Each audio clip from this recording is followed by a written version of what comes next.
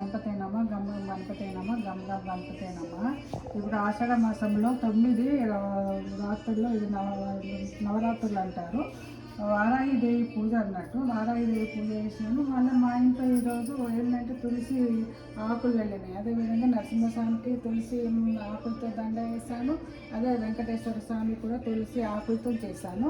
ఇక్కడనేమో ఇది శివుడికి వేసాను. ఇక్కడ మళ్ళీ తర్వాతనేమో ఇక్కడ రాముడికి వేసాను. ఇక్కడ 4 దండలు అక్కడక్కడ వేసాను, ఆకులతో చేశాను అన్నట్టు.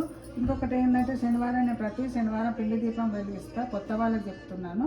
ఇదేంటంటే పిండి దీపము బెల్లం, బియ్యం పిండి, పాలు పోసి ఆ విధంగా వేసి 8 వత్తులు వేస్తాను. 7 దీపాలు పెట్టి అట్లా వ్రతంలా వేస్తారు, కానీ నేను ఈ విధంగా వేసాను. తర్వాతనేమో ఇది వారాహిదేవికి కంద అని బాగా ఇష్టం అట. దీపం వెలిగిస్తే బాగుంటుందని ఈరోజు కందాన్ని మనము రత్నపురి గడ్డ అంటాం చూడు, రత్నపురి గడ్డ దాంట్లో నూనె వేసి ఈ విధంగా ఎర్రటి వత్తులతో కుంకుమాలు చేసి ఈ విధంగా పూజ చేసుకున్నాను అన్నట్టు. ఈ పూజ ఈరోజు అయిపోయింది అన్నట్టు. అయిపోయి ధూపం చూపిస్తున్నా దేవుడి కళ్ళకి. ధూపం